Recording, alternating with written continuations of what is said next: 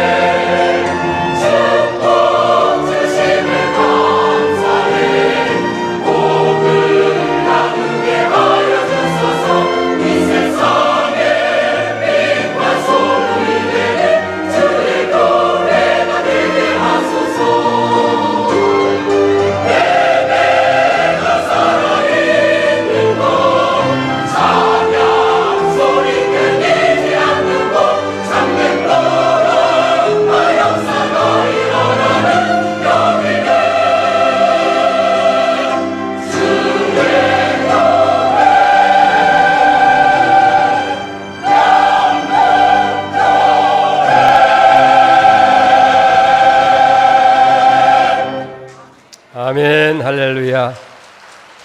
귀한 찬양 감사를 드립니다. 오늘 특별히 멀리 미국 조지아주에 있는 성령사관학교 총장이신 장영일 목사님께서 오늘 말씀해 주실 텐데 교회의 본질과 사명이라는 그런 주제로 말씀해 주실 때 여러분들 큰 은혜 받고 오늘 찬양처럼 하나님의 교회를 위해서 더 충성헌신하는 은혜가 있기를 바랍니다. 우리 목사님 나오실 때에 말씀 잘 받겠습니다. 감사합니다는 마음으로 박수로 모시겠습니다.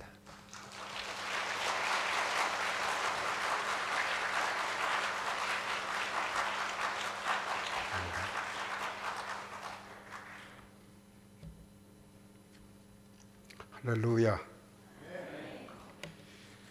1947년 이후로 가장 아름답고 온유한 아멘으로 화답해 주셔서 감사합니다. 1947년은 제 생년 태어난 해입니다.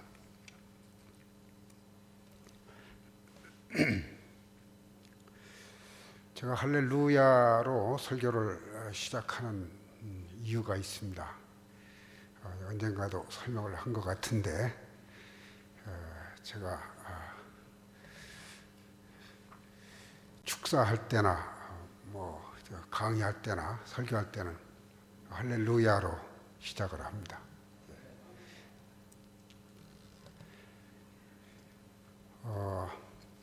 이사야 43장 21절 말씀을 받들어서 그렇게 합니다. 이사야 43장 21절 말씀 외우기도 좋죠. 4321 내 백성은 나를 위하여 창조하였나니 곧 나의 찬송을 부르게 하려 함이라. 하나님께서 여러분과 저를 10억 대 1의 그 치열한 경쟁을 뚫고 이 세상에 태어나게 하신 목적이 이유가 뭐냐 하면 하나님께서 찬양을 받으시기 위해서 저를 위해서 하나님을 찬송하게 하려고 여러분과 저를 창조하셨고 오늘 이 시간에도 거룩한 주일에 여러분을 여기까지 부르신 줄 알기 때문에 제 사명과 의무가 가장 첫 번째 해야 될 의무, 그것이 바로 찬양이기 때문에 이스라엘의 찬송가는 시편인데 시편 150장으로 되어 있죠. 우리는 한 600 몇 장이지만 이스라엘의 찬송가는 150장인데 그 가운데 가장 중요한 그 단어가 바로 할렐루야라는 그 히브리어입니다. 시편 150편 6절 마지막 절도 할렐루야로 끝나죠. 호흡, 목구멍, 호흡이 있는 자마다 야훼를 찬양할지어다. 할렐루야. 하나님께서 창조하신 그 악기 가운데 가장 절묘하고 아주 신묘막직한 그 악기가 인간의 성대라고 그러잖아요. 인간의 이 목이 그렇게 아름답대요. 어떤 악기도 따라갈 수 없는 그런 악기가 그렇게 창조하신 목적이 찬양을 받으시기 위해서. 할렐루야라는 말은 당신들은 찬양하십시오. 야는 이제 야훼, 여호와, 야훼를 당신들 찬양하십시오. 그 말은 명령이지만 또 권고적인 명령입니다. 시편에 보면은 하늘에 해와 달과 별, 공중의 새, 바다의 물고기, 지구상의 모든 육축 나와 함께 야훼 하나님을 찬양하자. 그게 이제 할렐루야의 뜻이에요. 전도의 목적도 있는 거예요. 하나님을 같이 찬양하려면 전도를 해야 될 거 아닙니까? 하나님을 이름도 모르는 사람들에게 하나님을 가르쳐주고 시편에는 그 야라는 말이 자주 나와요. 근데 우리 번역에는 그걸 다 여호와로 번역을 했죠. 왜냐하면 성도들이 야, 여호와 이거 왔다 갔다 하면은 헷갈릴까 봐서 그냥 야는 여호와 또는 야훼, 요즘은 야훼라고 그러죠. 야훼의 약자가 야입니다. 제가 이제 에모리 대학에서 그 박사학위를 받았는데 제 전공이 이제 구약인데 구약 가운데도 시편에 대해서 박사학위를 받았어요. 저는 알죠. 히브리어로 다 성경을 읽었기 때문에 시편에 야가 자주 나오는데 그걸 우리는 다 여호와로 바꿔버려요. 그러니까 야의 그 뜻은 뭐냐 하면 여호와의 약자다. 그런 거를 이제 그 많은 교인들이 몰라요. 그래서 야가 뭔가? 야는 야훼, 여호와의 약자다. 그러니까 할렐루야의 뜻은, 할렐루라는 말은 당신들은 찬양하십시오. 누구를? 야훼를. 그런 뜻입니다.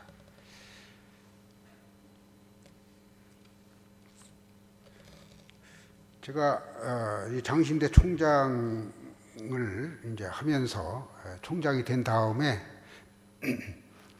이제 총장이 하는 일은 교회 가서 또는 노회 가서 인사를 하는 거잖아요. 우리 통합 측 그 노회가 한 64개 노회인데 다는 못 가도 봄노회, 가을노회 때 가서 이렇게 이제 우리 학교를 도와주셔서 감사합니다. 그런 그 노회 앞에 인사를 해요. 그때 제가 총장 되자마자 인사를 하는데 할렐루야 하고서 제가 이제 그 인사할 때는 이렇게 해요. 사람을 만나면 역사가 이루어지고 하나님을 만나면 기적이 이루어진다고 하는데, 사람도 만나고 하나님도 만나는 이 거룩한 노예에서 이 부족한 장신대 총장이 인사할 수 있도록 허락해 주셔서 감사합니다. 할렐루야 하고 그렇게 얘기를 하는데, 우리 장신대 비서실로 전화가 왔어요. 아니, 이 장신대 총장 하면은 이 상하탑의 그 수장인데, 학자인데, 아니, 어떻게 장신대 총장이 부흥사 흉내를 내느냐. 이제 부흥사들이 되게 설교 때 할렐루야, 할렐루야 그러잖아요. 예. 그래서 제가 그때 이제 국민일보에 대해 이제 글을 썼어요. 제가 할렐루야라고 인사를 시작하는 이유가 뭐냐. 할렐루야 한마디에 능력과 의미, 그런 식으로 여러분 국민일보 그 검색 들어가면 나올 거예요. 장영일 이름을 치면. 그래서 그때 제가 한 말이 이사야 43장 21절 때문에 그렇다. 그렇게 밝혔어요. 내가 총장 일을 이행하기 전에 하나님께 나에게 주신 가장 기본적인 사명이 뭐냐? 첫 번째 해야 될 일이 뭐냐? 하나님 찬양이잖아요. 그러니까 난 그걸 먼저를 하고 다른 거 제쳐놓고 그것만 먼저 하고 인사를 한 거다. 그렇게 밝혔더니 그 다음부터는 이제 장신대 비서실로 전화가 안 오더라고요. 예.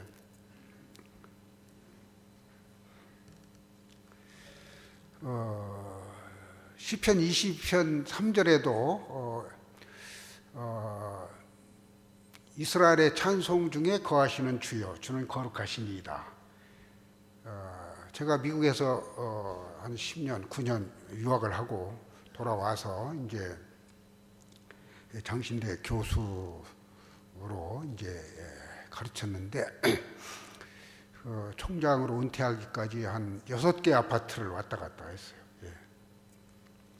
제일 먼저 이제 명일동에 삼익 그린 아파트, 그 다음에 신동아 삼익파크, 삼익가든, 삼익파크, 그 다음에 이제 또 총장 사택인 그 강변역에 한양 아파트, 그 다음에 마치고 또 명일동으로 돌아가서 골든빌라, 이렇게 이제 6개를 전전했는데, 제가 그렇게 명일동을 전전한 이유는 저는 어려서부터 이제 여기 우리 고향 교회 권사님도 계신 것 같은데 뭐 나오셨는지 모르겠는데, 하여튼 어려서 초등학교 5학년 때 제가 이성보 목사님의 설교를 듣고 은혜를 받고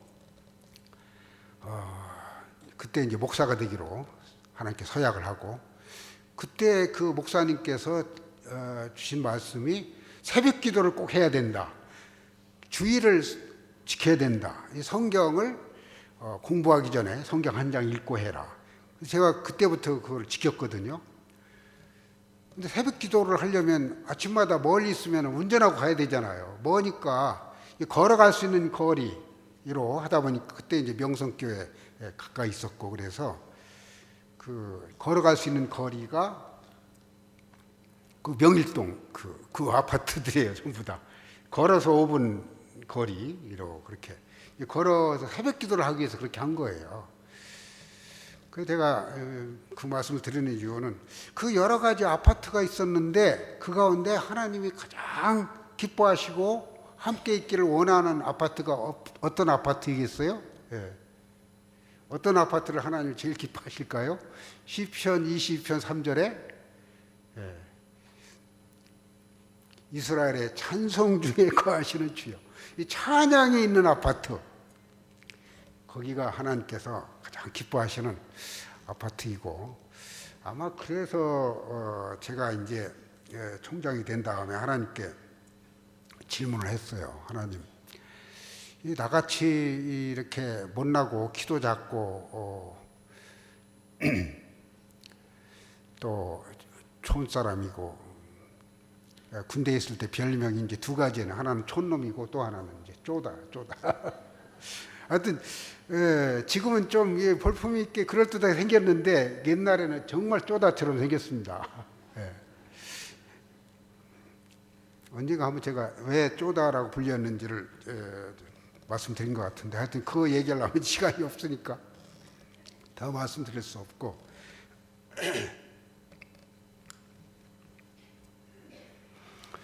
하여튼 하나님께서는 찬양을 기뻐하세요. 찬양. 성가대 참 아름답게, 또 예배 전에 예배는 찬양이잖아요. 먹든지 마시든지 무엇을 하든지 하나님 영광을 위하여 하라. 고린도전서 10장 31절. 먹든지 마시든지 무엇을 하든지 하나님 영광, 하나님의 영광을 위해서 여러분과 저를 창조하시고 하나님께 영광 돌리도록. 하나님께 어떻게 영광을 돌립니까? 하나님께 영광 돌리는, 하나님을 인정하고 하나님을 창조주를 인정하고 예배하는.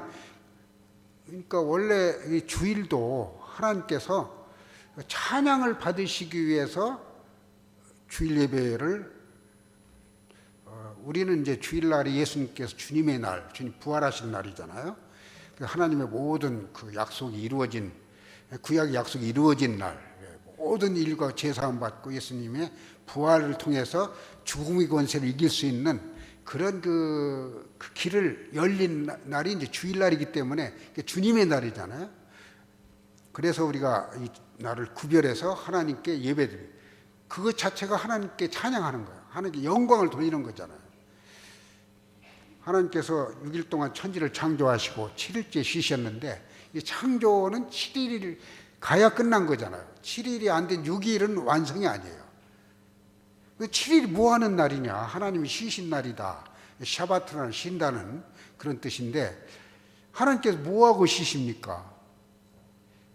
6일째 마지막으로 이제 짐승까지 다 만물을 창조해 놓고 그 모든 창조물을 아담과 하와에게 주시면서 생육하고 번성하며 다스리고 통치하라. 모든 천지 만물을 선물로 주시고 에덴도 선물로 주신 다음에 하나님께서는 아담과 하와에게, 인간에게 기대하시는 게 있을까? 그날이 이제 안식일이죠. 주일. 하나님께서 뭘 하고, 여러분 토요일날 일요일날 무엇하면서 쉬겠습니까? 엔조이하는, 뭔가 그냥 잠만 자지 않잖아요. 뭔가 엔조이를, 리크레이션이 있어야 되잖아요. 하나님께 쉬시는 날은 바로 인간으로부터 찬양을 받으시는 것이, 그것이 진정으로 쉬는 거잖아요. 그래서 유태인들의 안식일은 처음부터 끝까지 찬양입니다. 지금도 이스라엘의 해당에 가면은 성경 읽는 것도 찬양으로 읽어요. 그게 히브리 성경에 보면은 그 곡조가 다 붙어 있습니다. 또 기도도 찬양으로 기도해요. 처음부터 끝까지 찬양입니다. 그거를 이스라엘 사람들은, 물론 그 사람들이 구약을 썼으니까, 성경을 썼기 때문에 알죠. 하나님께서 찬양을 기뻐하신다. 하나님은 사랑이신데 사랑의 선물을 인간에게 주셨고 우리를 위해서 독생자까지 희생하시면서 우리를 사랑하셨는데, 우리를 구원하셨는데, 이 사랑은, 그거는 짝사랑이 아니잖아요. 일방통행이 아니잖아요. 주고받는 거, give and take잖아요. 사랑은 주고받을 때 진짜 사랑입니다.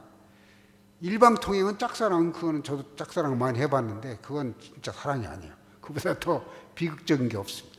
하나님도 사랑이시기 때문에 사랑을 하셨는데 인간으로부터 사랑을 받기를 기대하시는데 그게 바로 안식일이에요. 그러니까 안식일에 하나님께 찬양하지 않는 사람은 그거는 온전한 인격이 아니고 완성이 아니에요. 인간의 완성된 경지는 바로 하나님을 찬양할 때 그때 인간은 온전한 인격을 가진 완성품이 되는 거예요.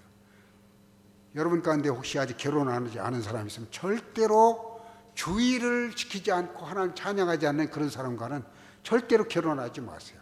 그 사람은 미완성이에요. 지나가다 보면은 뭐 건물 미완성 있잖아요. 그러면 개들이 가서 막 살기도 하고 이제 노숙자가 살기도 하고 지저분해지잖아요. 그것처럼 주일날 하나님께 예배드리지 못하는 그 사람은 미완성 인격자이기 인간이 아니기 때문에 인간이 완전한 인간이 아니기 때문에 그런 사람 결혼하면은 뻔한 거죠. 미완성과 결혼하면 자기도 따라서 미완성이 되는 거죠. 제가 오늘 39주년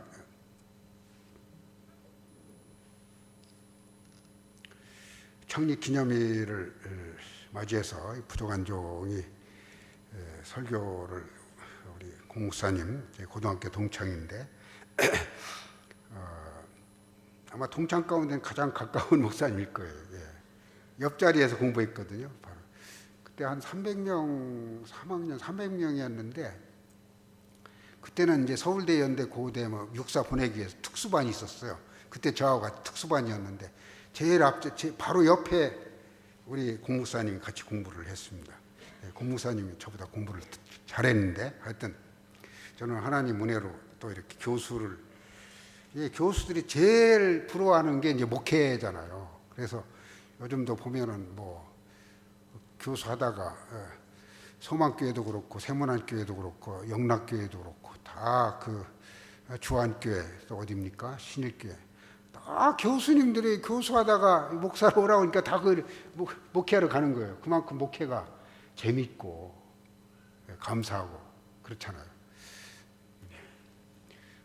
군대 병과로 말한다면 이제 보병의 특과가 다 있잖아요. 보병으로 공군이나 해군으로 가면은 특과가 별로 없어요. 이제 그와 마찬가지죠. 목회가 그런 것인데 하여튼 저도 목사님을 엄청 부러워하고 그러나 저는 이미 이제 버린 몸이고 이제 이 나이에 무슨 목회를 하겠어요? 예. 저도 가끔 교수할 때 어떤 교회에서 담임 목사로 오라고 부르지 않나 그런 그 기대를 가진 적도 있어요. 그렇지만 그렇습니다. 그래서 39주년 이 특별한 날을 맞이해서 목사님께서 저를 역시 손은 안으로 굽는다고 이 부족한 종을 초대해 주셨는데 제가 어떤 말씀을 드릴까 하다가 창립 기념일이니까 우리가 교회가 뭐 하는 데냐, 어떤 사명을 이행해야 되느냐 거기에 대해서 말씀을 드리려고 하는데 벌써 결론을 제가 말씀드렸잖아요. 교회는 하나님께 영광 돌려 하나님을 찬양하기 위해서 모인 집단입니다. 그래서 어느 교회든지 교회에 부응하는 교회들은 찬양이 있어요. 성가대가 아름답고 찬양을 잘해요. 그거를 우리 목사님께서 아시고 이 예배 전에 찬양을 하시는 거 보면 하나님께서 사실 찬양은 하나의 그 칭찬이잖아요. 영어로는 praise the Lord. praise라는 말이 칭찬한다는 말도 있어요. 뜻도 있어요. 그죠? 찬양하고 칭찬. 하나님을 찬양하는 것이 하나님께 대한 칭찬이거든요. 위대하신 하나님. 오늘 아침에도 오면서 극동방송 들으니까 어떤 목사님이 못난 자가 받은 은혜인가? 뭐 그런 설교를 하더라고요. 나같이 못난 사람을 이렇게 참 하나님의 자녀가 되시게 하시고 이 땅에서뿐만 아니고 영원한 하나님 나라의 힘이 되는 이 놀라운 은혜를 받은 것을 우리가 그 은혜잖아요. 그걸 하나님께 감사하고 인정하고 칭찬하는 것, 그 하나님을 칭찬하는 것, 그것이 찬양이잖아요. 그래서 참 이 교회는 벌써 하나님께서 원하시는 그 교회의 본질과 사명을 우선 가장 중요한 콜 핵심 사명을 알고 있고 또 그 일을 여러분께서 오늘 아침 하셨기 때문에 참 오늘 설교의 핵심은 이미 여러분에게 말씀드렸다고 보고, 오늘 본문에 근거해서 제가 몇 가지 교회의 본질과 사명이 뭐냐, 그걸 한번 여러분 다 아시지만 복습을 해보려고 하는 것입니다. 이 교회의 본질과 사명을 아는 거는 얼마나 중요한지 모릅니다. 요즘 많은 교회들이 이 교회의 본질과 사명을 모르기 때문에 참 어려움을 당하고, 심지어는 사회로부터 참 저질스러운 그런 비난과 참 욕을 듣는 그런 상황에 이르렀는데, 그것이 바로 이와 같은 교회의 본질과 사명을 똑바로 이해하지 못한 데서, 주신 사명을 다 충분히 이행하지 못한 데서 온 결과라고 저는 그렇게 생각을 합니다. 태평양에서 어느 배가 풍랑을 만나서 침몰하게 됐는데, 난파 직전에 이제 모든 여객선이니까 손님들을 다 구명보트에, 구명선에 다 태워서 보내고, 이제 마지막으로는 이제 이 선장과 선원들을 이제 마지막 타기 위해서 기다리는 거예요. 선원들이 이제 마지막 보트를 내리고 탔는데, 기관사, 중요한 직책 맡은 사 다 탔는데 선장이 안 나오는 거예요. 그래서 점점 배가 기울어서 이제는 세월호처럼 이렇게 기우는데 그래도 안 나오는 거예요. 이 선장이 빨리 나와야 되는데 기다리는데, 근데 마지막 잠기기 직전에 문을 팍 열고 선장이 나와서 이 구명보트로 같이 탁 뛰어내렸습니다. 그러니까 선원들이 아이고 큰일 날 뻔했습니다. 왜 이렇게 지체하고 안 나오셨습니까? 그리고 물으니까 호주머니에서 뭐 하나 이런 걸 딱 보내면 이것 때문에 이게 뭐예요? 나침판. 이 태평양 한가운데서 나침판이 없으면 방향을 모르면 어디로 가야 될지, 거기서 결국은 물고기 밥이 될 수도 있고 목말라서 양식 떨어져서 죽을 수 있잖아요. 이 방향, 우리가 가야 될 항구가 어딘지를 알려면 나침판이 있어야 된다. 저는 이것이 바로 교회의 사명과 본질을 가르친 것이다. 얼마나 소중합니까? 반드시 우리가 매해 이렇게 창립 기념일이 되면 이 부분은 반드시 확인하고 가야 되는 성경 본문이 아닌가, 그런 생각을 해서, 물론 교회의 사명과 본질을 말씀하는 내용이 많이 있어요. 마태복음 16장에도 있고. 그런데 대체로 이 마태복음 28장 16절 20절을 마그나 카르타다. 교회의 마그나 카르타. 대헌장. 교회가 뭐 하는 것이며 궁극적으로 뭐를 해야 하기에 하나님께서, 예수님께서 마지막으로 교회를 가리켜서 예수님 신부라고 그러잖아요. 교회는 예수님 머리고 예수님의 몸이라고 해요. 주의 몸된 교회, 주의 피로 사신 교회. 그러니까 교회는 예수님께서 생명을 바쳐서 구원한 그러한 성도들이 모인 회중이죠. 에클레시아란 말이 밖으로 불러내서 세상 사람들과 구별된 성도들이 모인 단체인데, 이 본문은 그 교회가 뭘 해야 되느냐, 이것만큼은 반드시 해야 된다, 그거를 가르쳐주는 그런 말씀인 것입니다. 그런데 저는 이제 너희는 가서, 너는 가야 되고 모든 족속으로 제자를 삼아 아버지와 아들과 성령 이름 세례를 주고 교인을 만들라 이거죠. 내가 너희에게 분부한 모든 것을, 예수님 가르친 그 신약 사복음서에 나오는 그 모든 진리를, 구원의 진리를 가르쳐서 지키게 하라.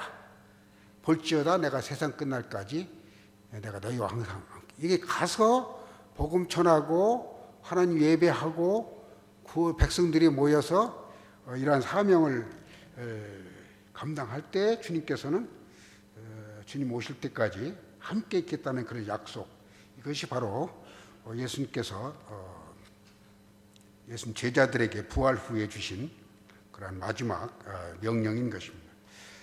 저는 그 내용보다도 좀 그 주변적인 간접적인 그 메시지를 여기서 말씀드리려고 합니다.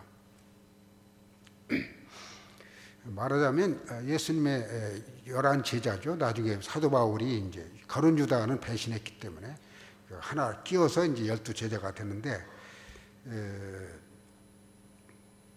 예수님께서 제자들도 이제 2 사람 이상이 모이면 그게 이제 교회잖아요. 그러니까 주의 이름으로 모인 곳에는 나도 너희와 항상 함께 있겠다. 예수님 제자들이 모여서 하나님 말씀을 듣고 서로 사랑을 나누고 그 힘으로 세상에 나가서 복음을 전하는, 그것이 이제 교회인데, 저는 그 핵심적인 그 사명보다도 사명을 이행하는 데 있어서 필요한 간접적인 그 조건들을 본문에서 찾으려고 하는 것입니다.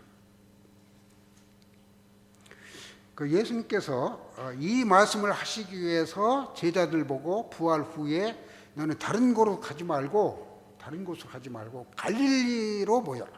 갈릴리로 모여라. 그 28장 앞부분에 보면은 그 부활 후에 막달라 마리아와 이런 사람들에게도 제자들 보고 빨리 가서 갈릴리에서 나를 만나자고 해라. 그런 그 명령을 하십니다. 예수님께서 갈릴리로 가라고 지시하십니다. 그 제자들이 갈릴리에 모였어요. 근데 갈릴리에서 그것도 해변가가 아니고 어떤 산으로 모여라. 산으로. 그 산을 지시하시는 거예요.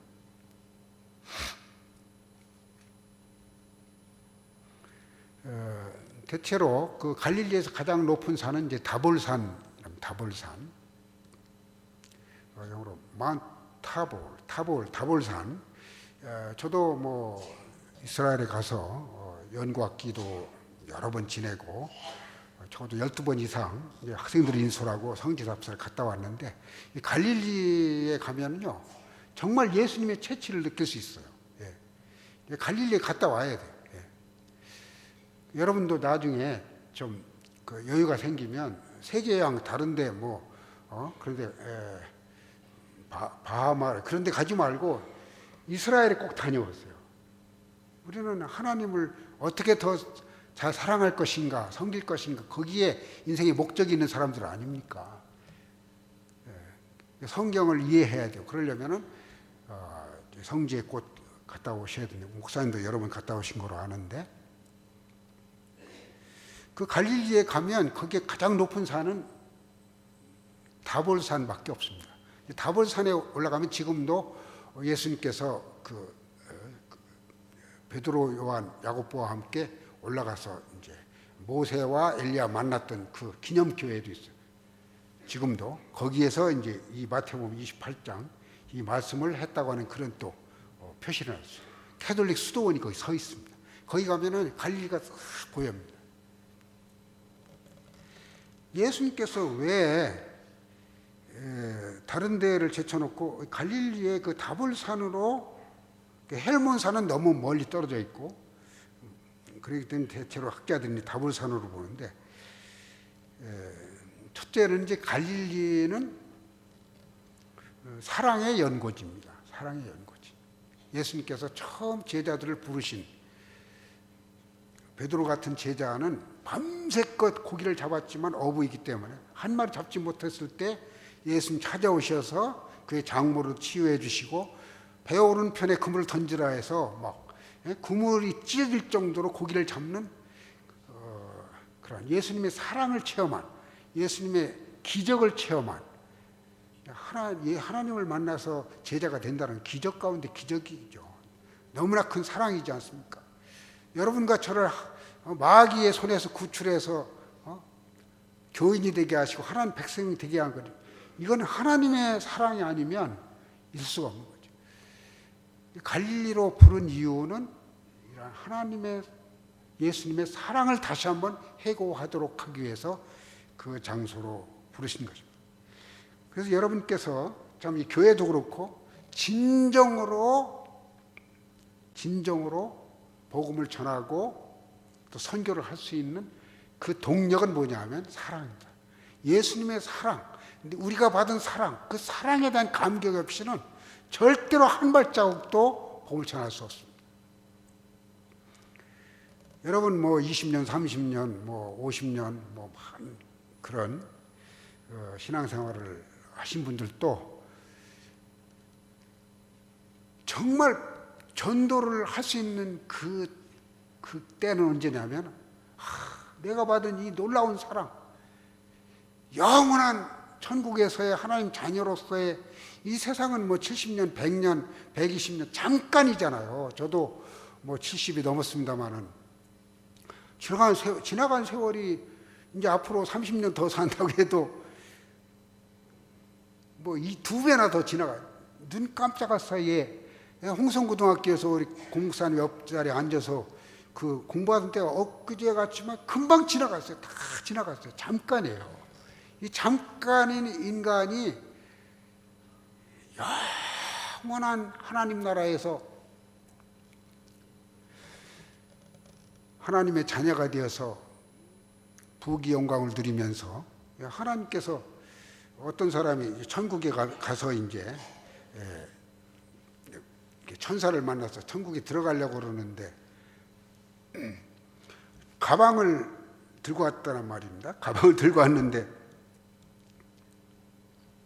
이거 뭐냐고 그러니까 제가 세상에서 참 돈을 많이 벌었는데 예수님께 가장 세상에 좋은 거를 선물을 드리려고 하고 열어보니까 이제 황금, 금괴를 들고 왔단 말이에요. 아니 천사가 하는 말, 그게 천국에 그게 기회인가 아니에요. 천국은 길바닥이 다 황금인데 요한계시록에 보면은 천국은 길바닥이 황금입니다. 전부 다 하나님은 뭐 못하시는 게 없잖아요. 황금 뭐 얼마든지 갖고 계신 분인데 그런 영원한 천국, 길바닥의 천국이라면 그 나머지는 얼마나 화려하고 아름답고 그러겠습니까? 그러한 영생을 우리가 참 약속으로 받았잖아요. 이거는 이로 표현할 수 없는 하나님의 사랑입니다. 저와 여러분이 잘나서가 아니고 하나님께서 우리를 사랑하셨기 때문에 그 아들을 보내셔서 우리가 지은 죄를 대신 지시고 죽게 하시고 우리로 하여금 하나님의 자녀가 되고 용서받고 거룩한 하나님 백성이 이 놀라운 사랑에 대한 감격이 없이는 절대로 한 발자국도 입으로 예수를 믿으라는 말 못하고 전도의 발걸음을 나갈 수 없다는 거예요. 그래서 예수님께서 제자들로 하여금 땅끝까지 가도록 보내시기 전에 먼저 또다시 사랑을 확인시키는 거예요. 그래서 갈릴리로 부르셨고 그리고 그 가운데서 가장 높은 산인 다볼산으로 부르신 것입니다. 이 다볼산에 올라가면요, 그 갈릴리가 전체가 사방이 다 보입니다. 그리고 땅 끝이 보여요. 땅 끝이. 다볼산에 올라가면 끝이 보여요. 하늘 끝도 보이고 땅 끝도 보이는 거죠. 여러분 산에 올라가는 그 재미 등산하는 사람들 왜 올라갑니까? 산에 올라가면은 다 내려다 보이잖아요. 가장 높은데 그러니까 세상이 내려다 보면은 저도 이번에 비행기 타고 오면서 내려다 보니까 10,000m 상공에서 내려다 보이잖아요. 그 큰 집도요, 아주 성냥갑 작게 보입니다. 거의 사람은 보이지 않고 자동차가 지나가는데 개미처럼 작게 보여요. 그 높은 데 올라가면 내려다 보이잖아요. 초월적인 세계관을 갖게, 초월적. 이 세상 부귀가 잠깐이고, 돈을 이병철, 정주영, 그분들이 아무리 좋은 부귀 영화를 누려도 그것이 헛된 것이고 잠깐이고 아무것도 아닌 것이고 도토리 기재기고 이 세상에서 아웅다웅 그렇게 세상 부귀 영화를 돈을 또는 명화를 권세를 추구하기 위해서 다투는데 그것이 아무것도 아니고 헛되고 헛된 것이라는 것을 내려다볼 수 있는 곳이 바로 그 재미로 산에 올라간다는 거예요. 다 그런 건 아니겠지만 산에 올라가면 다 내려다보니 통쾌해야 돼. 지배력이 생겨요. 지배력이. 예수님께서 제자들로 하여금 그렇게 높은 곳에 올라가게 한 것은 바로 초월적인 세계관을 갖게 하시도록 그런 동기로 주석가들이 하는 얘기예요. 실제로 산에 올라가면은 세상에 떠나게 됩니다. 마음이 세상을 떠나서 내려다보는 그 통쾌감이 있습니다. 우리는 언젠가는 이제 하늘나라에 가서 세상을 그렇게 내려다볼 수 있을 것입니다. 모든 인생은 풀과 같고 그 영광이 풀이 꽃과 같이. 인간의 육체는 밑빠진 독과 같아서 밑빠진 그 바켓스와 같아서 아무리 쾌락을 좋은 거를 뭐 쏟아 부어도 끝이 없는 거예요. 허무한 것입니다. 쾌락의 질을 아무리 이렇게 강도를 높여도 마약을 먹고 나면은 더 먹어야 돼요. 더 많이 먹어야 되는 거예요. 그것이 인간의 이 세상의 상황인데 그거를 모르는 거예요. 다윗이 그 한 번은 신하들한테 내가 이 반지를 금 반지를 하나 만들었는데 여기에 글귀를 새기려고 그러는데 어떤 글귀를 새기면 좋겠느냐. 그거는 뭐냐 하면 내가 아무리 절망한 상태에서도 절망하지 않고 희망을 찾고 또 아무리 부귀영화가 아주 극에 이르렀어도 교만하지 않고 겸손할 수 있는 그 글귀가 뭐냐. 그래서 그 신하들이 아무리 생각해도 그런 좋은 글귀가 생각 안 나서 이제 솔로몬한테 가서 당신이 부친께서 그런 글귀를 말해달라고 그러는데 뭐라고 쓰면 좋겠냐. 그거 간단하지.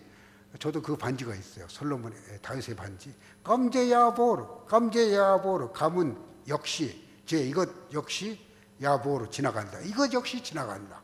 이것 역시 감제야보. 여러분 이스라엘 가면은 그 반지 팔아요. 다윗의 반지.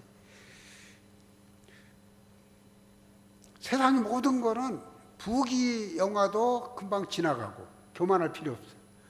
또 아무리 절망돼도 어려워도 이것도 잠깐이라 잠깐. 현재의 고난은 장차 나타날 영광과 좋게 비교할 수 없다. 그거를 생각나도록 그 반지를 끼고 다윗이 마음에 기쁨과 행복을 끝까지 죽는 날까지 지속했다는 그런 말이 있습니다. 무엇보다도 이 높은 산에 올라가면 끝이 보입니다. 끝. 히브리 말로 헬라 말로 에스카토스. 끝이 보는 거예요. 그 종말론을 가리켜서 에스카탈러지라고 그러죠. 에스카탈러지. 끝에 대한 이야기. 사람들은 끝을 모르기 때문에 그냥 욕심에 끌려서 끝을 모르고 방황하는 거예요. 또 사람들과 불화를 맺기도 합니다. 끝을 본다면 내 생명의 끝이 있고 역사의 끝이 있고 세상의 끝이 있다는 그 종말론적인 그런 우리 한국에 오니까 참 어떤 분이 그러더라고요. 한국 교회가 이런 것 가운데 하나가 이제 종말론이다. 종말론에 대해서 잃어버렸어. 자기가 죽는다는 사실을 잊고 사는 거예요. 죽음이 저도 매일 아침 조깅할 때 이렇게 제가 허리가 아파서 허리를 치료하는 방법 가운데 하나가 이제 양반 걸음이래요.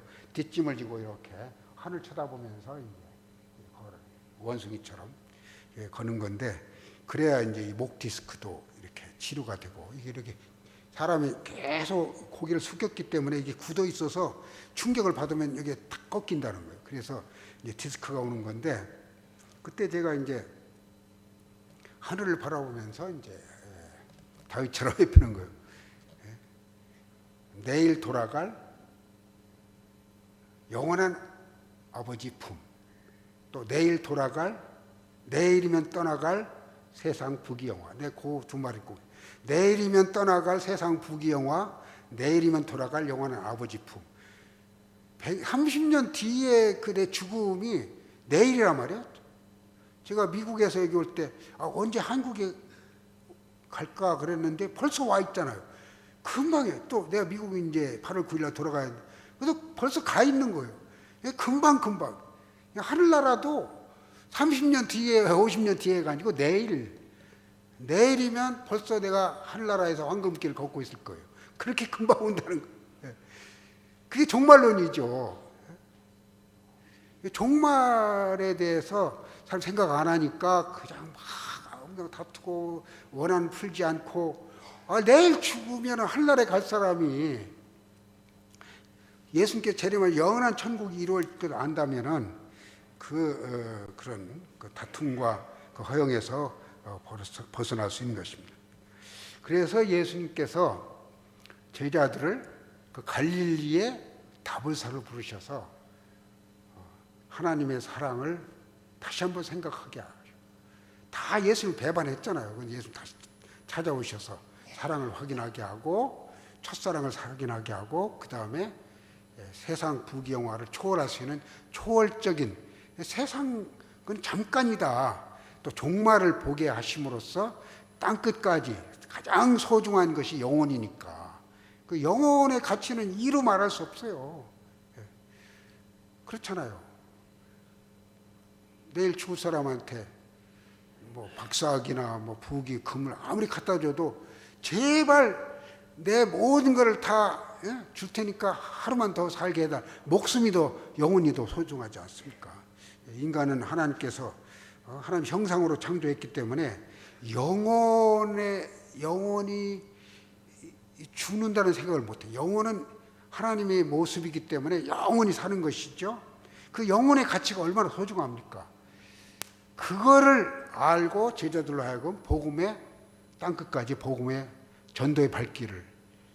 그래서 이 교회에서도 뭐 캄보디아에 교회를 세우고 우리가 그런 그 종말론적인 그러면서도 초월적인 그러면서도 하나님의 사랑에 대한 그 감격 그거를 해상해야 이 교회가 창립 기념일에 확인해야 되는 그 모든 것을 확인하게 되고 재출발할 수 있지 않을까 그런 생각합니다. 기도하겠습니다.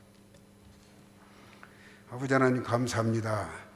하나님을 찬양하고 영광을 돌리기 위해서 모인 하나님의 백성들의 이 교회가 이제 39년을 맞이했고 또 다른 40년 이스라엘 광야 생활을 마치고 가나안 복지에 들어가는 그러한 계기를 맞이했는데 주님께서 제자들에게 교훈하신 것처럼 참으로 주님의 지상명령 마그나 카르타를 다시 한번 확인하고 이 세상에 우리가 살 때에 주님이 주신 말씀에 따라서 뜻에 따라서 한 걸음 한 걸음 전진하는 복된 기회가 되도록 은혜를 베풀어 주시옵소서. 예수 그리스도 이름으로 기도드립니다.